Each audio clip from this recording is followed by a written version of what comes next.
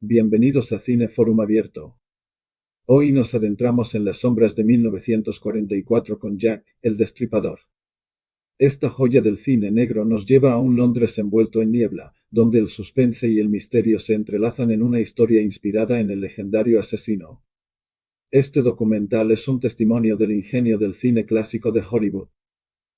Quédate para un análisis en español donde desentrañaremos su estilo, su atmósfera y su lugar en el séptimo arte. Enciende la lámpara y prepárate para Jack, el Destripador. Suscríbete y sé parte de nuestro foro de cinéfilos. Tíos de la historia. A la caza de Jack el Destripador. ¿Era un depravado abogado, un sádico cirujano o incluso un miembro de la realeza? ¿Quién era el monstruo que merodeaba por los callejones mal iluminados de Londres? Camina y vive a poca distancia del lugar donde se cometen los crímenes. Creo que se trata de alguien a punto de derrumbarse. A pesar del esfuerzo de tantos investigadores, el Destripador sigue siendo tan escurridizo como lo fue a finales de la década de 1880. Se trata de alguien que asesina y después desaparece. Jack el Destripador es el clásico protagonista de una novela policíaca. El Londres actual se parece bien poco a la ciudad que atormentó Jack el Destripador. El alumbrado de gas y los hermosos carruajes que salpicaban la ciudad hace mucho que han desaparecido, reemplazados por grandes estructuras de cemento y cristal. Uno de los pocos edificios que quedan de la época del violento reinado del Destripador es un pequeño y modesto convento, testigo solitario del mal que azotó el East End londinense hace tantos años.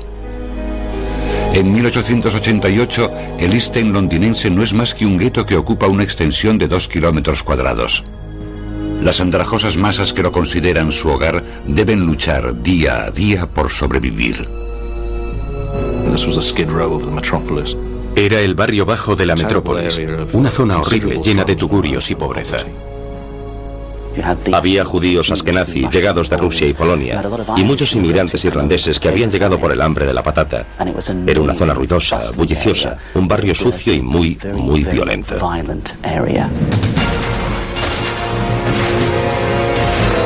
Los crímenes violentos eran algo común en los distritos de Whitechapel y Spitalfields, pero una serie brutal de asaltos y asesinatos cometidos entre abril y principios de agosto de 1888 llamaron la atención del público. Entre las víctimas se encuentra Emma Smith, una mujer de 45 años que el 3 de abril es atacada con un instrumento contundente. Muere al día siguiente. 3 meses después, Martha Tabram, prostituta y vendedora callejera, se enfrenta a una muerte terrible. El 6 de agosto, Tabram pasa las últimas horas de su vida abordando clientes con otra buscona llamada Pearly Paul. Escogieron a un par de soldados y se fueron con ellos a diferentes callejones. Pearly Paul no volvió a ver a Martha. Al día siguiente, su cuerpo fue encontrado en la escalera de una casa de huéspedes. Le habían propinado más de 40 puñaladas, muchas de ellas en la zona abdominal. Es posible que este fuese el primer ataque frenético del Destripador. El hombre encargado de la investigación es el inspector Edmund Reed. Reed llevaba 16 años en la policía metropolitana y ostentaba la dudosa distinción de ser el hombre más bajo del cuerpo. A pesar de su estatura, el listo detective del East End, el inspector Reed, como le llamaba uno de los periódicos, había escalado el escalafón con rapidez hasta alcanzar su actual puesto como jefe del Departamento de Investigación Criminal de Whitechapel. Reed tiene 2 testigos en el caso Tabram, un agente de policía y Pearly Paul. La última persona con la que se la vio fue un soldado. Se pasó revista a las tropas para identificarlos, pero la iniciativa fue un fracaso. Nadie fue identificado. El 9 de agosto, durante la investigación, el juez de primera instancia declara que este asesinato es uno de los crímenes más espantosos cometidos desde hace mucho tiempo. A pesar de la atmósfera de terror, las prostitutas necesitan dinero. Continúan ganándose la vida en las oscuras calles y callejones de Whitechapel. Mary Ann Nichols, llamada Polly, se encuentra entre esas desgraciadas almas. La noche del 31 de agosto, Polly presume de sombrero nuevo ante la dueña de su pensión, y a pesar de que le debe el alquiler, afirma, medio bebida, que con su hermoso sombrero pronto reunirá más dinero. Polly se sumerge en la noche ignorante del espantoso destino que la aguarda. Alrededor de las 3:30 de la madrugada del 31 de agosto de 1888, un carretero llamado George Cross recorría esta vía pública del este de Londres que entonces se llamaba Bucks Row, cuando vio un bulto junto a una verja y se detuvo aquí. Al cruzar para investigar, comprendió que se trataba del cuerpo de una mujer. En cuestión de minutos, otro carretero, Robert Paul, se había unido a él y juntos decidieron ir a buscar a un agente de policía. Regresaron con 3. Uno de ellos, el agente Neil, acercó su farol a la mujer y los 5 hombres vieron, horrorizados, que le habían cortado el cuello. Cuando se llevaron su cuerpo al depósito, descubrieron que no solo le habían cercenado el cuello casi por completo, sino que en el abdomen había una gran cuchillada mutiladora. Esa cuchillada era un indicio de la personalidad del asesino.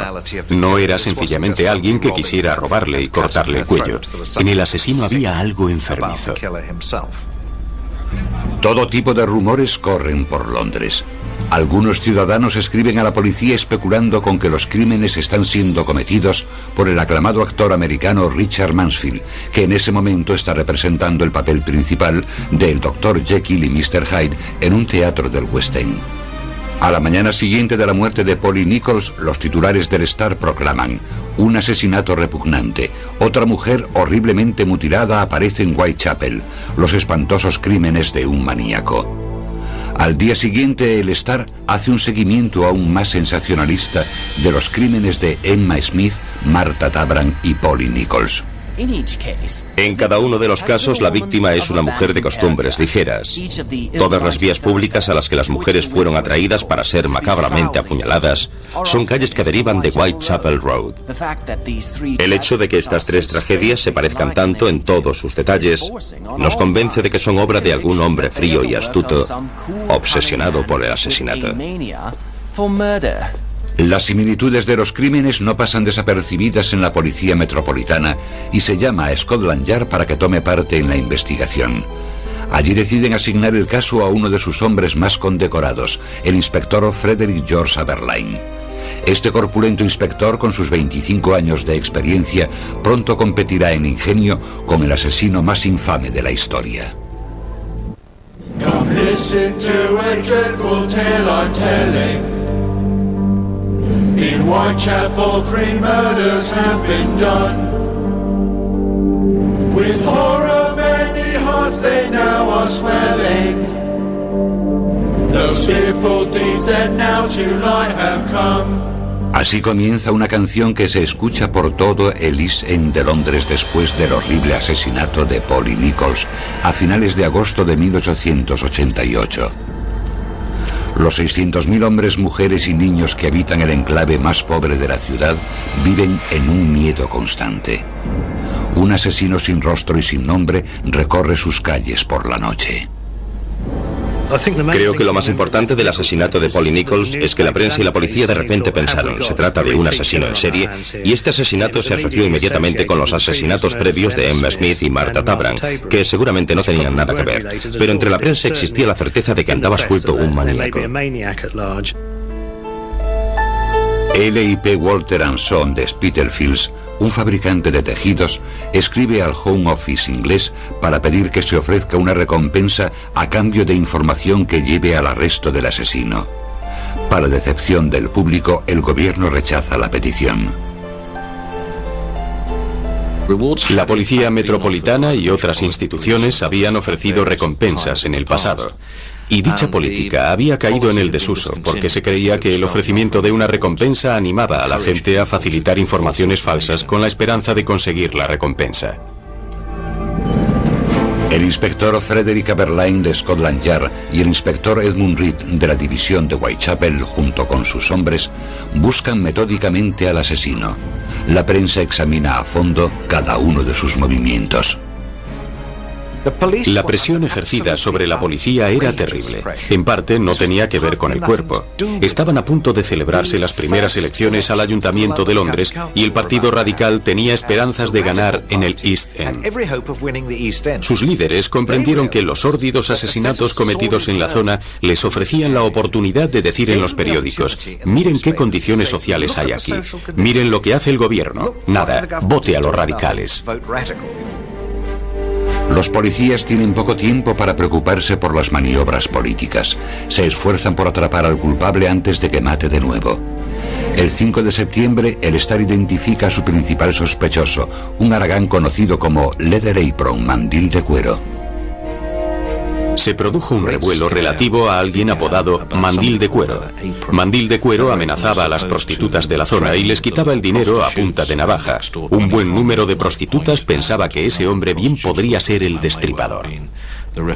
Lo importante es que se supo que Mandil de Cuero era judío, lo que a punto estuvo de provocar disturbios antisemitas al sugerirse que un judío estaba cometiendo los asesinatos. Y mientras la tensión va en aumento y se intensifica la búsqueda de Mandil de Cuero, el asesino ataca de nuevo, el 8 de septiembre, antes del amanecer. Su víctima es una prostituta de 47 años, Annie Chapman. Fue en el patio del número 29 de Hambury Street y por supuesto la había mutilado. Había abierto la cavidad abdominal por completo. El aparato genital de la víctima estaba sobre su hombro. Le había extirpado el útero y se lo había llevado. Le había cortado el cuello. No resultaba nada agradable. Esta vez la policía tiene un testigo directo, la señora Long, que pasaba por allí la noche del crimen. La señora Long identificó a Chapman como la mujer a la que había visto hablando con un hombre frente al número 29 de Hambury Street. Describió a dicho hombre como un poco más alto que la mujer, y Chapman medía 1,52 m. Dijo que parecía extranjero. No sabemos por qué pensó que parecía extranjero. También le oyó decirle a la mujer: ¿lo harás? A lo que ella contestó: sí. En la prensa de la época se publicó un detalle descriptivo más, que no aparecía en los archivos policiales, y es que el hombre llevaba un abrigo largo y un gorro de cazador. Además del testimonio de la señora Long, en el patio trasero del número 29 de Hambury Street se encuentra un mandil de cuero. 2 días después, el sargento William Thicke, de la Policía Metropolitana, arresta al limpiabotas John Pizer, el supuesto mandil de cuero. La policía debe enfrentarse a las airadas masas mientras lleva a Pizer a la comisaría para interrogarlo. Los gritos de asesino y mandil de cuero llenan el aire. El historial de Pizer no era bueno. El año anterior había atacado a un hombre con un cuchillo, y poco antes de que comenzasen los asesinatos había sido acusado por atacar a una prostituta de forma indecente. Al ser interrogado, Pizer niega ser mandil de cuero. El sargento Thicke le contradice, diciendo que le conoce desde hace 18 años y que sin lugar a dudas es el hombre que responde a dicho apodo. Finalmente, Pizer presenta una coartada creíble y queda en libertad. El mandil de cuero hallado en el patio resulta ser también una falsa pista, pertenece a un vecino. Para mayor frustración de Scotland Yard, otros sospechosos que habían sido detenidos quedan libres de toda sospecha. El preeminente cuerpo policial de Inglaterra se convierte en el centro de los ataques e incluso debe soportar los dardos envenenados que le lanzan desde el otro extremo del Atlántico. Al día siguiente del asesinato de Chapman, el New York Times publica: el desalmado de Whitechapel ha asesinado esta mañana a su cuarta víctima y sigue sin ser detectado, visto o conocido. Hay pánico en Whitechapel. La policía londinense y su cuerpo de detectives es probablemente el más estúpido del mundo. Los historiadores serios reconocían que, dadas las limitaciones de la ciencia forense, que en aquellos tiempos prácticamente ni existía, la policía hizo el mejor de los trabajos que podía esperarse. La policía sacó a la calle a agentes camuflados que intentaban encajar en su papel y llevaban remiendos, bastones, lo que fuera, con tal de no parecer agentes. Pero el chiste del momento era que, por mucho que se disfrazasen, siempre llevaban sus grandes botas de policía que los delataban. El Star animaba a fotografiar los ojos de Annie Chapman con la esperanza de que la imagen del asesino hubiese quedado grabada en su retina. Solo un poco menos absurda resulta la sugerencia de un conocido político según la cual el asesino es en realidad una mujer celosa. En septiembre de 1888, decenas de policías suplementarios han sido asignados al East End. Se les unen los miembros del recientemente creado Comité de Vigilancia de Whitechapel. Encabezado por el empresario George Lask, el grupo vuelve a sugerir que se ofrezca una recompensa. El nuevo rechazo desata una oleada de críticas. Había mucho antagonismo de prensa y policía, que incluso fue acusada de no esforzarse demasiado por descubrir quién era el destripador y de que el esfuerzo habría sido muy superior de haber tenido lugar los crímenes en las zonas más ricas del West End.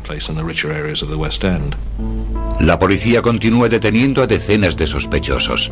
El inspector Aberline señala como principal sospechoso a Joseph Eisenschmidt, un carnicero sueco que estaba loco.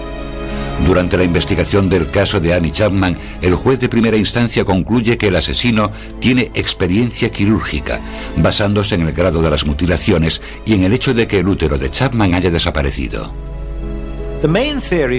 Las principales teorías de la época afirmaban que el destripador podría ser un carnicero o un médico.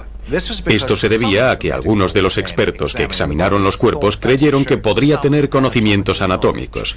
Uno de ellos opinaba que incluso era muy habilidoso, pero los demás decían todo lo contrario. Con conocimientos médicos o sin ellos, el asesino hizo sus pinitos como escritor en la primera de las 2 cartas enviadas a la Agencia Central de Noticias el 27 de septiembre. Estimado jefe, no dejo de oír que la policía me ha atrapado, pero aún no me ha pillado. En mi próximo trabajo le cortaré la oreja a la dama y se la enviaré a la policía para divertirme.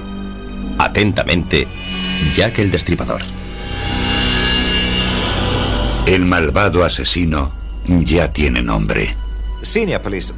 Los mandos de la policía de la época pensaron que las cartas eran obra de algún periodista que quería mantener viva la historia. La mayoría de los estudiosos serios de la actualidad están casi seguros de que dichas cartas no procedían del asesino. Pero ¿qué nombre había creado Jack el Destripador?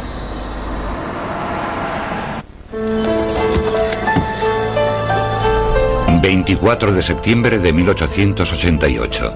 El autor de teatro George Bernard Shaw publica una ácida carta en el Star protestando por las condiciones de vida en el East End. ¿Permitirán que haga un comentario acerca del éxito del asesino de Whitechapel a la hora de atraer la atención por un momento hacia la cuestión social? Mientras nosotros, los demócratas sociales convencionales, perdíamos el tiempo en educación, agitación y organización, un genio independiente ha decidido actuar por su cuenta. El genio independiente al que se refiere Shaw no es otro que Jack el Destripador. En una carta enviada a la Agencia Central de Noticias fechada el 27 de septiembre, este presume encantado: mi cuchillo está tan bien afilado que quiero ponerme manos a la obra ahora mismo. La carta es entregada a Scotland Yard, donde se cree que su autor podría no ser inglés. Se pensó que podría ser americano. Esto surgió a raíz de las cartas del famoso Jack el Destripador, usando frases que en la época se consideraban americanismos, sobre todo el encabezamiento: estimado jefe. Sea cual fuere su nacionalidad, el destripador cumple su amenaza de ponerse manos a la obra ahora mismo. A la 1 de la madrugada del 30 de septiembre, un carretero llamado Louis Dimschut llevó su carro hasta la parte trasera del Club de Obreros Judíos y Polacos, situado en el número 13 de Bernal Street, en el lugar que ahora ocupa este almacén. Al hacerlo, su pony se asustó y se dirigió hacia la derecha. Dimschut se bajó para ver qué había molestado al animal y descubrió el cuerpo de la 4ª víctima de Jack el Destripador, Elizabeth Stride. Solo le habían cortado el cuello. Lo que se argumenta para contarla como víctima del destripador es que el asesino se vio interrumpido por la llegada del testigo Dimschut, su caballo y su carro, y el asesino se marchó sin mutilarla más. Yo no creo que Stride fuese víctima del destripador, pero no puedo demostrarlo. La policía llega enseguida al lugar del asesinato y dirige un registro intensivo de la zona. Creen que el asesino podría estar acechando en las sombras. Y mientras la policía peina el barrio, a 1 kilómetro de allí, en pleno centro de Londres, está a punto de desarrollarse otro horrible acontecimiento. A la 1:45 de la madrugada del 30 de septiembre de 1888, el agente Watkins de la policía municipal entró en Mitre Square. Con su farol comenzó a registrar las esquinas de la plaza. Cuando iluminó este punto de aquí, vio un fardo, se aproximó a él y se tropezó con el cuerpo de Catherine Eddowes, la cuarta víctima de Jack el Destripador.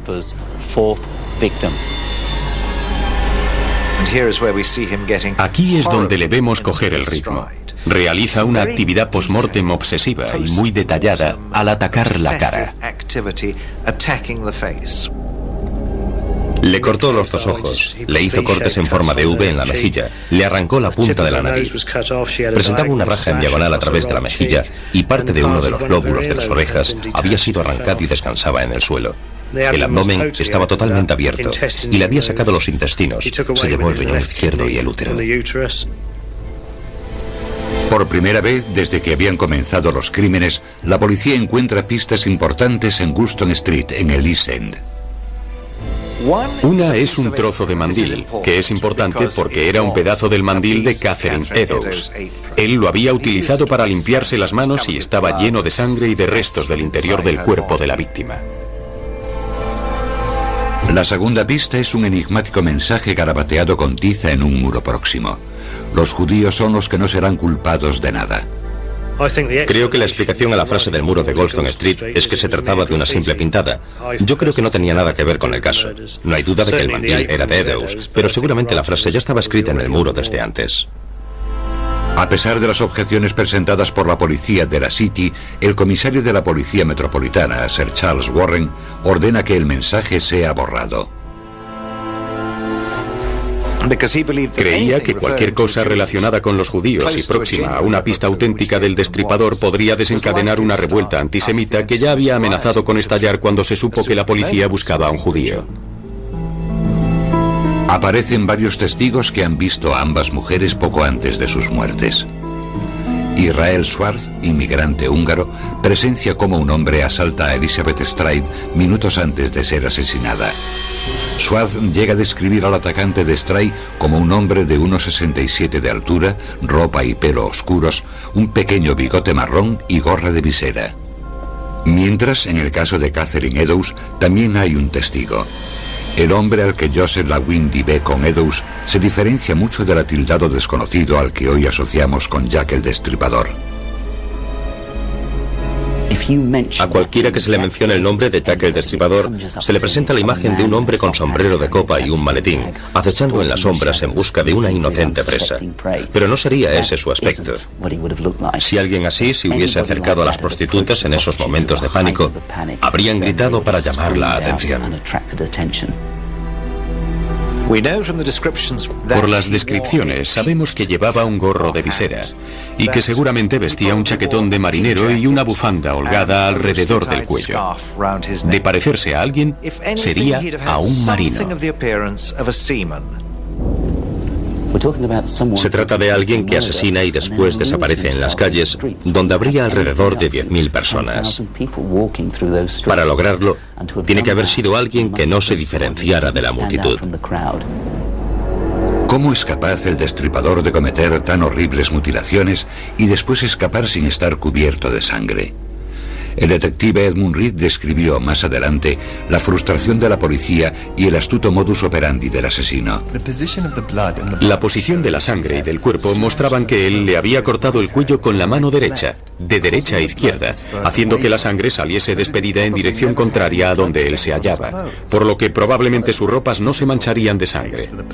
Una de las principales dificultades del caso radicaba en que el ingenio sobrepasaba a la razón.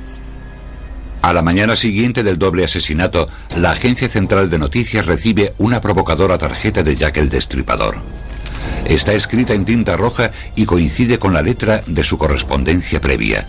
Se cree que la carta fue escrita el 30 de septiembre, fecha de los crímenes. No bromeaba, estimado jefe, cuando le di el chivatazo. Mañana tendrá noticias del trabajo del bueno de Jack. Esta vez la cosa es doble. La primera chilló un poco y no pude rematarla.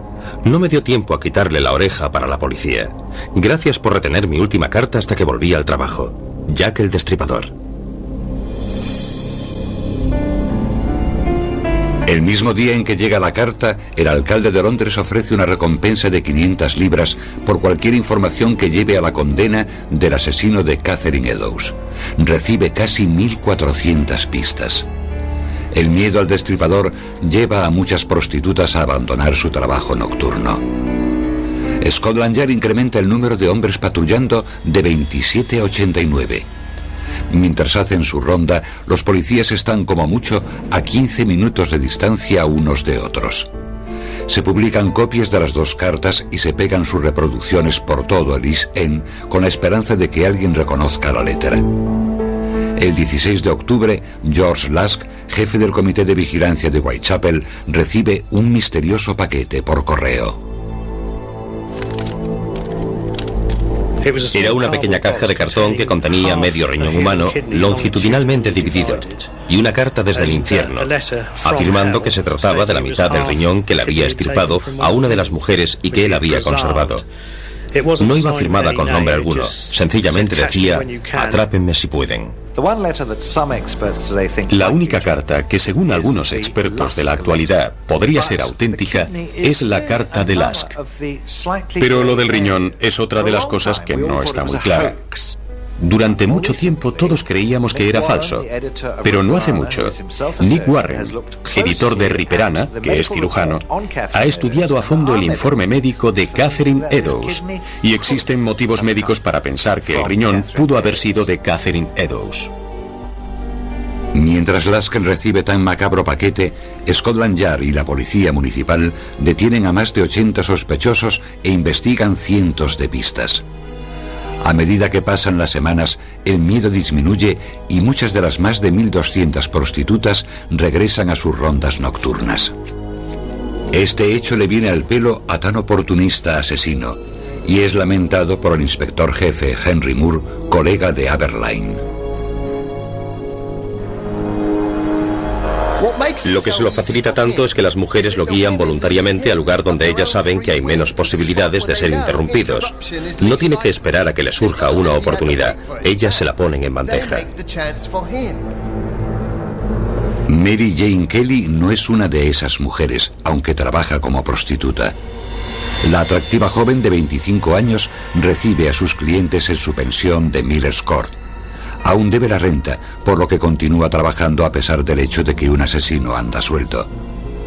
A primeras horas de la mañana del 9 de noviembre, un hombre que lleva un paquete y que después sería descrito como de aspecto extranjero, con un bigote pelirrojo, entra en el cuarto de Mary Jane Kelly. Un par de horas después, los vecinos afirman haber oído un grito de asesinato, pero nadie hace nada. A las 10 de la mañana del 9 de noviembre de 1888, un cobrador de la renta llegó a Dorset Street, que estaba arrasada por los últimos acontecimientos. Accedió a Miller's Court y llamó a la puerta de la planta baja. Nadie contestó.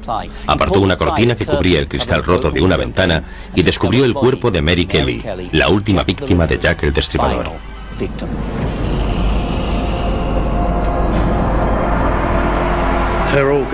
Sus órganos estaban esparcidos por toda la cama y había trozos de carne sobre la mesilla de noche. Le había cortado los muslos hasta el fémur. La había dejado virtualmente sin cara. En el caso de Kelly, si le extirpó algún órgano y se lo llevó, fue el corazón, y no como en los dos casos anteriores, el útero. Era un espectáculo terrible.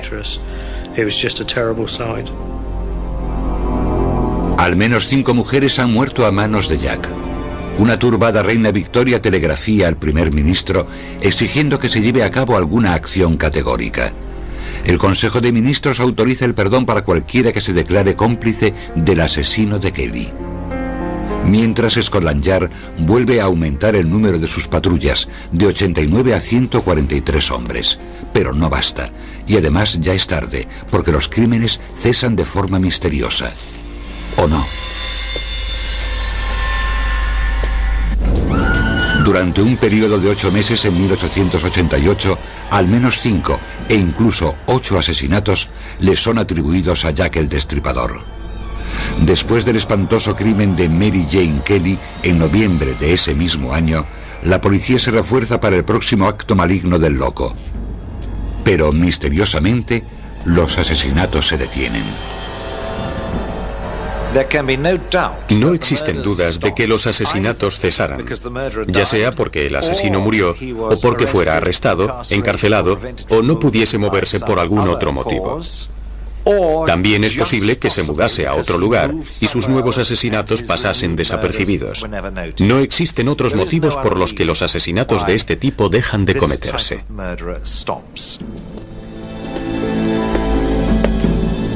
La Policía Metropolitana reduce el número de patrullas mientras el caos producido por el Destripador se va disipando y la vida en los tugurios de Lisén vuelve a la normalidad. O eso parece. El pensar que los asesinatos acabaron después de noviembre de 1888 es un error muy común, porque tenemos el asesinato de Alice Mackenzie el 17 de julio de 1889. La última víctima fue Francis Coles, el 13 de febrero de 1891. ¿Es posible que Jack el Destripador haya vuelto después de un respiro de 7 meses de sus sangrientos y violentos actos? El inspector Edmund Reed defiende esta teoría. El inspector Reed parece pensar que Mackenzie y Coles fueron también víctimas del Destripador. A pesar de la opinión de Reed, los crímenes, aunque violentos, no presentan las frenéticas características de los primeros. Algunos expertos sugieren que son obra de un imitador. Es muy poco probable, creo yo, que los últimos asesinatos fuesen obra del Destripador. La policía está dividida en cuanto al número de mujeres que han muerto a manos de Jack, debate que se extiende hasta la actualidad entre los especialistas. No me parece raro que no exista seguridad en cuanto al número de víctimas que pueden adjudicársele a un asesino en serie. Yo creo que Jack el Destripador mató entre 4 y 6 mujeres. La mayoría de los expertos dicen que 5, y van desde Nichols, que murió el 31 de agosto de 1888, pasando por Annie Chapman, Stride y Eddowes, hasta Mary Kelly. El archivo de la policía, que aún existe, incluye 11 asesinatos. Si tuviese que decir con la mano en el corazón cuántas murieron a manos del mismo asesino, realmente solo podría afirmar que 3 si tenemos en cuenta el modus operandi. Esas 3 fueron Nichols, Chapman y Eddowes. Pero un tema aún más controvertido es el de la identidad del propio asesino. En 1894 el periódico The Sun publica un memorándum escrito por Sir Melville Macnaghten, subjefe de policía del Departamento de Investigación Criminal de Scotland Yard. Redactó un documento en el que nombraba a 3 personas que a él le parecían posibles sospechosos: Druid, Ostrock y Kosminski. Esta mención de 1894 es la primera de dichos nombres en relación con los asesinatos. Druid era maestro y abogado. Se suicidó a finales de 1888, poco después del asesinato de Mary Kelly. Parece ser que temía estar volviéndose loco. No tenemos ni idea de por qué se le consideró candidato a ser Jack el Destripador, a excepción del hecho de que Macnaghten afirma que su familia pensaba que posiblemente él era el asesino. Se cree que el segundo sospechoso es Aaron Kosminski, un peluquero judío de origen polaco que en 1888 es incapacitado legalmente. Sir Robert Anderson, jefe del Departamento de Investigación Criminal de Scotland Yard, afirma que un testigo identificó a este hombre como el asesino. Al final se demuestra que las acusaciones de que odiaba a las mujeres y de que mostraba fuertes tendencias homicidas eran infundadas, y Kosminski deja de ser un sospechoso para la mayoría de los expertos. El último sospechoso es Michael Ostrock, un estafador ruso que se hace pasar por muchas cosas, desde cirujano a sacerdote. Creo que Ostrock podemos tacharlo sin problemas. Era un hombre mucho mayor, era un estafador y un ladronzuelo, y es muy posible que en la época de los asesinatos estuviese en Francia. Macnaghten y Anderson son solo 2 de los muchos hombres interesados en los crímenes de Whitechapel. Pero, ¿y los policías que trabajan en las calles? ¿Quién, según ellos, cometió los crímenes? En 1903, Frederick Aberline sospecha de George Chapman, un hombre condenado por envenenar a sus 3 esposas.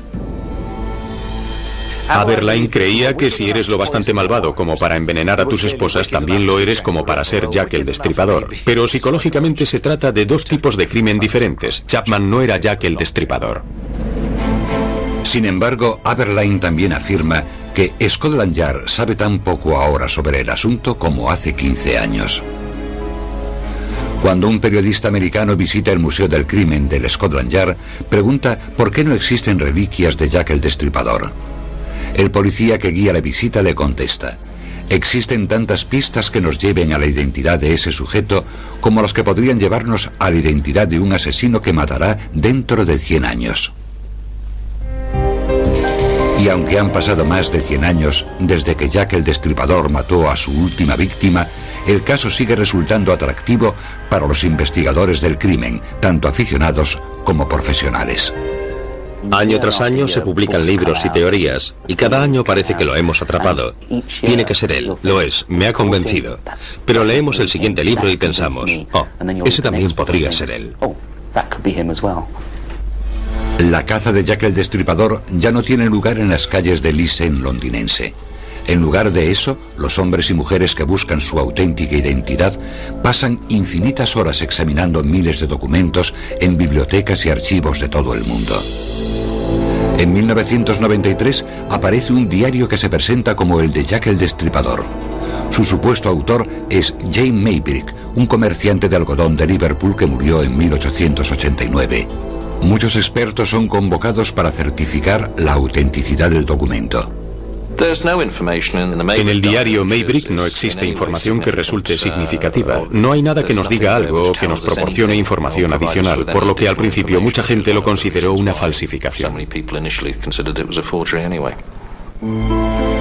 Año tras año, el público se ve abrumado por las nuevas teorías sobre Jack el Destripador, que van desde las que especulan con que era el nieto de la reina Victoria, el príncipe Alberto, hasta las que sugieren que eran obra de una orden secreta de masones. En 1993, el historiador Stuart Evans hace un asombroso descubrimiento: una carta de hace 80 años escrita por el inspector jefe John George Littlechild. Encontré la carta a Littlechild en la que se nombraba a un sospechoso del que nadie había oído hablar jamás y que era el Dr. Tumblety, el falso doctor norteamericano. Aunque los archivos de la época indican que Tumblety fue arrestado el 7 de noviembre por indecencia flagrante con un hombre, es posible que fuese liberado a tiempo para asesinar a Mary Jane Kelly 2 días después, el día 9. Una semana y media después, Tumblety huye a Norteamérica. Los agentes de Scotland Yard lo siguieron hasta Nueva York, por lo que es obvio que creían que había algo un poco más grave que el delito menor de indecencia flagrante. Tumblety nunca fue capturado. A pesar de que la mayor parte de su vida privada está arropada en el misterio, el falso médico sigue siendo uno de los principales sospechosos. Si me pidiera mi opinión en relación al aspecto del destripador, para mí sería alguien muy similar a Tumblety, que era un gran misógino, odiaba a las prostitutas. Si creemos lo que se dice, en los Estados Unidos tenía una colección anatómica de úteros metidos en frascos de cristal. Cumple con todos los requisitos. Yo creo que Tumblety es el tipo de hombre correcto. Al igual que ocurre en casi todas las demás facetas, hay controversia en cuanto a la viabilidad de Tumblety como sospechoso, sobre todo debido a su supuesta homosexualidad. Los asesinos en serie homosexuales matan a otros hombres, no matan mujeres. En el caso del destripador no hay duda de que se trata de un heterosexual y no de alguien como el Dr. Tumblety. Y si no es Tumblety, ¿quiénes son actualmente los principales sospechosos? ¿De verdad era Jack el Destripador un loco que vivía en el East End? Creo que Jack el Destripador era probablemente un hombre al que la policía ingresó en el manicomio bajo el nombre de David Cohen. Ingresó precisamente en el momento en el que cesaron los crímenes. Era un extranjero pobre, un inmigrante judío de Whitechapel, y fue el hombre más violento que aparece en los archivos del manicomio de Kearney Hatch en los 2 años siguientes a su ingreso.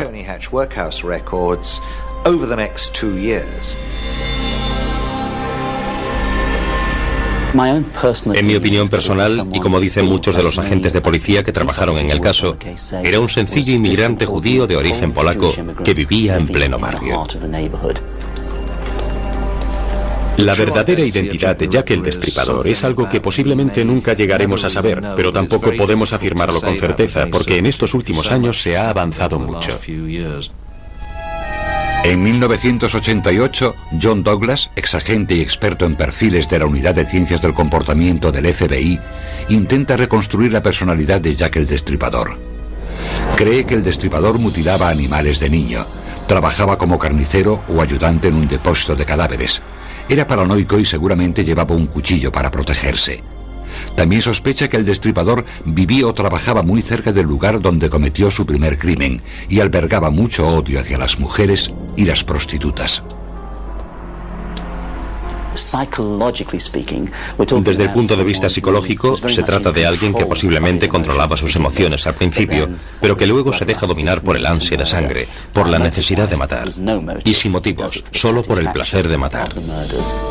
Teniendo en cuenta los avances en el campo de la criminología y de la realización de perfiles psicológicos, junto con las investigaciones de los historiadores, puede que un día conozcamos la auténtica identidad de Jack el Destripador. Hasta entonces deberemos contentarnos con una horrible leyenda que a cada día que pasa crece más y más. Las calles victorianas con su alumbrado de gas, las gentes victorianas, los hermosos cabriolés, es el romance de esa época y el nombre mágico Jack el Destripador. A todo el mundo le gustan los protagonistas de las novelas policíacas y Jack el Destripador lo era.